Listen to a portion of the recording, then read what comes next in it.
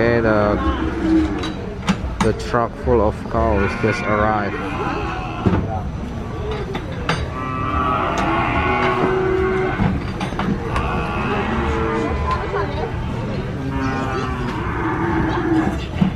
And it's directly get out from the truck.